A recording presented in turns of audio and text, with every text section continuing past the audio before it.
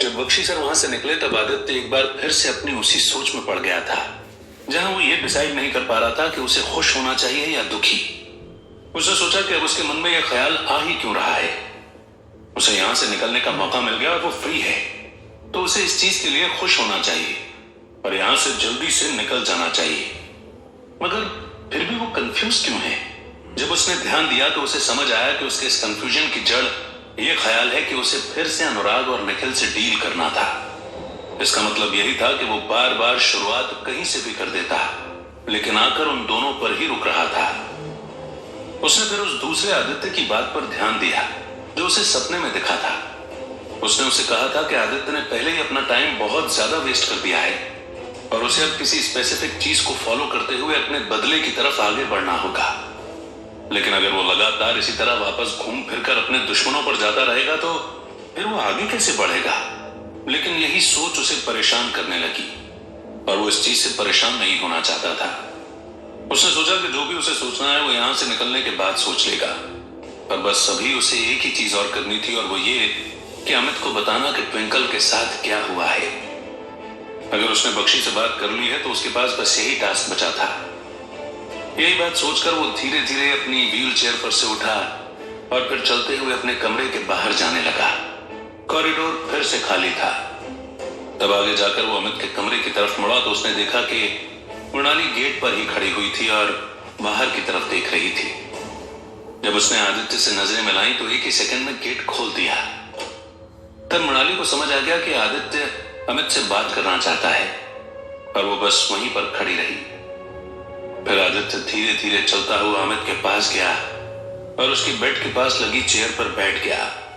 जब आदित्य ने अमित के चेहरे की तरफ देखा तो उसकी आंखें अभी भी बंद थी, लेकिन उसके चेहरे को इतने करीब से देखकर आदित्य को बहुत अच्छा लग रहा था। वो बहुत दिनों से अमित से नहीं मिला था, पर अब उसे ऐसे देखकर उसे बस अच्छी फीलिंग आ रही थी कि वो अपने जिस दोस्त को तलाश रहा था वो अब आखिरकार इतनी मेहनत और मशक्कत के बाद उसके साथ है।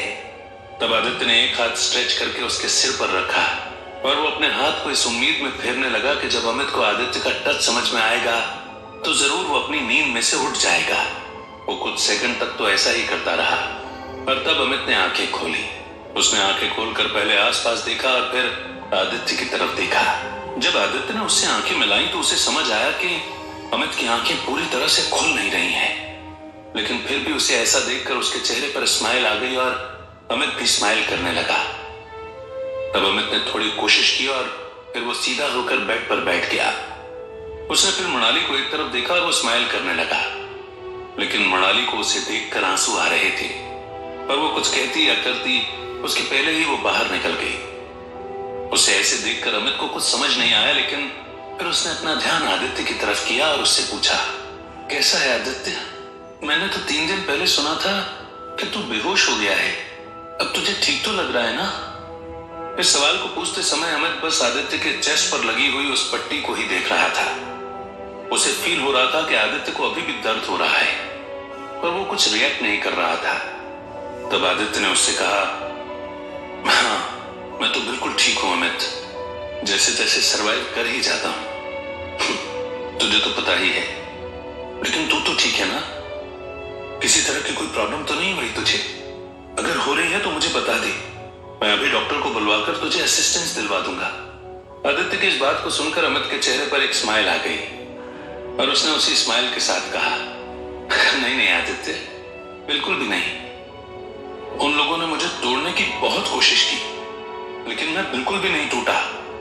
बहुत बार उन्होंने मुझे टॉर्चर भी किया और ये देख मेरी उंगली भी काट दी, पर शायद मुझे इतना फर्क नहीं पड़ा। जैसा तू है वैसा ही मैं भी हूं और सरवाइव करना मुझे भी आता है, इसलिए ज्यादा प्रॉब्लम नहीं आई। पहले वो मुझे खाना नहीं देते थे और ना ही अच्छे से ट्रीट करते थे, लेकिन अचानक से फिर उन्होंने कुछ दिनों बाद मुझे अच्छे से ट्रीट करना शुरू कर दिया, और वो भी किसी जानवर की तरह ही था। वो एक टाइम खाना देते थे और 1 बोतल पानी देते थे, जिसे मुझे पूरे दिन चलाना पड़ता था। ना ही कोई बाथरूम ब्रेक था और ना ही कमरे से बाहर निकलने की कोई परमिशन। जो भी होता मुझे वो अपने साथ ही सहना पड़ता था। और इस चीज के लिए मैं बिल्कुल भी तैयार नहीं हो पाता था। लेकिन बस फिर तुझसे और ट्विंकल से मिलने की उम्मीद मुझे जिंदा रखे रखती थी और मुझे कहती थी कि बस एक दिन आएगा जब तू मुझे फ्री करवा लेगा और फिर मैं आराम से जी लूंगा। ये सोचकर आई थिंक धीरे धीरे टाइम निकल ही गया और आज देख हम दोनों यहाँ पर बैठे हैं और आराम से इतनी फैसिलिटी को एंजॉय कर रहे हैं। बस अब मुझे यहां से निकलकर ट्विंकल से मिलने का इंतजार है। बाय द वे कैसी है वो? उस दिन जब उसे उन्होंने भेजा तो उसकी हालत थोड़ी ज्यादा खराब थी। डॉक्टर ने क्या कहा? क्या वो मुझसे यहां पर मिलने आ सकती है या फिर मुझे थोड़ा इंतजार और करना पड़ेगा? जब आदित्य ने अमित की बात सुनी तो वो थोड़ा निराश भी हुआ और उसे समझ नहीं आया कि वो उसे किस तरीके से जवाब दे। उसके जो सवाल थे वो आदित्य के दिमाग में घूम रहे थे और उससे कह रहे थे कि अब वो क्या करेगा। लेकिन आदित्य को पता था कि उसे कुछ तो कहना ही पड़ेगा और अमित को सच बताना पड़ेगा, पर कहीं ना कहीं वो इस चीज की हिम्मत नहीं कर पा रहा था और उसने अपनी आंखें नीचे कर ली थी। वो बस अपने आप को प्रिपेयर कर रहा था कि वो किस तरीके से इस बात को कहे। जब अमित ने आदित्य को इस तरह से देखा तो वो इस चीज को प्रॉपर समझ नहीं पा रहा था, लेकिन उसे कहीं ना कहीं इस चीज का डर लग रहा था कि शायद आदित्य उसे कुछ बुरी खबर देने वाला है और वो इस चीज को एक्सेप्ट नहीं करना चाहता था। वो बस यही चाह रहा था कि उसका डर यकीन में नहीं बदले और इसलिए वो तब तक चुप रहा जब तक आदित्य ने कुछ कहने का फैसला नहीं किया। उसके बाद आदित्य ने एक गहरी सांस ली और अमित की आंखों में देखकर कहा, अमित अब जो मैं कह रहा हूं उसे तू ध्यान से सुनना और ज्यादा ओवर रिएक्ट मत करना। दरअसल बात ऐसी है कि ट्विंकल अब जिंदा नहीं है। आदित्य इतना कहकर एक बार रुका और इंतजार करने लगा कि क्या अमित इतनी सी बात से मान जाएगा या फिर उसे आगे कुछ कहना पड़ेगा।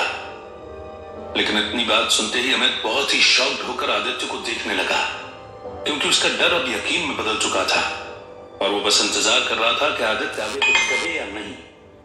तब आदित्य को भी ये बात समझ में आ गई और फिर उसने उसका हाथ पकड़ लिया और उसे सहलाते हुए कहा, अमित मुझे पता है कि ये बहुत ही दुख की बात है, लेकिन तुझे एक बार मेरी बात जरूर सुननी पड़ेगी। दरअसल हुआ यह था कि जिस दिन अनुराग और सुशील ने ट्विंकल को छोड़ा था तो उसकी हालत बहुत ज्यादा खराब थी। मैं उसे फौरन हॉस्पिटल ले गया था और वहां जाकर उसे भर्ती करवा दिया था। तब डॉक्टर ईरानी ने उसका ट्रीटमेंट करना शुरू किया था और मुझे बताया कि उसके साथ बहुत बार रेप हुआ था और उसके प्राइवेट पार्ट्स को भी बहुत ज्यादा अब्यूज किया गया था, जिसकी वजह से ही उसकी बॉडी उस दर्द को ज्यादा झेल नहीं पा रही थी। तब हम बस इस चीज की उम्मीद करने लगे कि उसे ट्रीटमेंट मिल जाएगा और वो थोड़े टाइम में ही ठीक हो जाएगी। लेकिन फिर उसने मुझे आईसीयू में अपने पास बुलाकर कहा कि वो उस दर्द को ज्यादा सहन नहीं कर पा रही है और उसने मुझसे बस इस चीज का वादा मांगा कि मैं तुम्हें सेफ रखूं और तुम्हें बता दूं कि वो हमेशा ही तुमसे प्यार करती थी, है और करती रहेगी। और इसी के साथ ही उसने मेरी आंखों के सामने ही अपना दम तोड़ दिया। इतना कहकर ही आदित्य रुक गया, क्योंकि अब उसकी आंखों के सामने वही सीन वापस आने लग गया था और उसकी वजह से ही उसने रोना शुरू कर दिया था। जब उसकी आंखों से टप टप आंसू गिर रहे थे तो अमित उसे बहुत ही हैरानी से देख रहा था और तब आदित्य ने सिसकती हुई आवाज में आगे कहा, मैंने उसे बचाने की हर कोशिश की, लेकिन फिर भी मैं इस चीज में कामयाब नहीं हो पाया। अमित मुझे पता है कि मैंने बहुत बड़ी गलती की है, पर प्लीज मुझे माफ कर देना दोस्त, क्योंकि मैं ऐसा बिल्कुल भी नहीं करना चाहता था। मेरी वजह से तुम दोनों की जान बाजी पर लग गई और मैं अब शायद ही कभी अपने आप को माफ कर पाऊंगा। लेकिन बस मैं उम्मीद करता हूं कि तू इस चीज को समझ जाएगा कि इस चीज के लिए मैं हमेशा अपने आप को कोसता रहूंगा और शायद कभी इससे आगे नहीं बढ़ पाऊंगा। तो मेरी बात मान अमित, मैंने जानबूझकर कुछ नहीं किया है। जो किया है वो बस तेरे लिए और ट्विंकल के लिए ही। आदित्य ने फिर अपनी नजरें ऊपर करके अमित की तरफ देखा। उसकी आंखों से भी अब टप टप करते हुए आंसू बह रहे थे। तब आदित्य ने उसके हाथ पर ग्रिप टाइट करते हुए आगे कहा, जब मैंने उसे खो दिया तब मैं इस चीज का बोझ अपने सिर पर लेकर नहीं घूम सकता था कि मैं तुझे नहीं बचा पाया। इसलिए मैं यहां पर आकर इन लोगों से लड़ा और इन्होंने मुझे फाइटिंग कंपटीशन में पार्टिसिपेट करने को बोला, जहां पर मैंने 20 फाइट्स लड़ी और उसके बाद आखिरकार हम यहां बैठे हैं। इस बीच में मैंने बहुत सारी गलतियां कर दी अमित, और 2 करीबी लोगों को खो दिया, लेकिन मैं तुझे नहीं खोना चाहता था। तू इस बात को समझना मेरे दोस्त, मेरी जिंदगी में अब तुझसे ज्यादा इंपॉर्टेंट शायद कोई भी नहीं है। जब आदित्य ने अपनी बात कंप्लीट की तब वो चुपचाप होकर रोने लगा और अमित भी बस रो ही रहा था। दोनों को ही ट्विंकल को खोने का बहुत दुख था और वो बस वहां पर बैठकर रोना चाहते थे और किसी भी चीज से डिस्टर्ब नहीं होना चाहते थे। थोड़ी देर बाद अमित ने अपने आप को कंट्रोल किया और आदित्य को बताया कि वो उससे नाराज नहीं है, पर वो हमेशा से ही आदित्य को अपना अच्छा दोस्त मानता था, इसलिए उसने उसे कुछ भी नहीं कहा। जब आदित्य ने उसकी इस बात को सुना तब वो भी इस चीज को सुनकर थोड़ा खुश हुआ और उसने उसे कह दिया कि अब यहां से निकलने की बारी आ गई है और वो अब इसके लिए तैयार है। Thanks for hearing the emotional episode.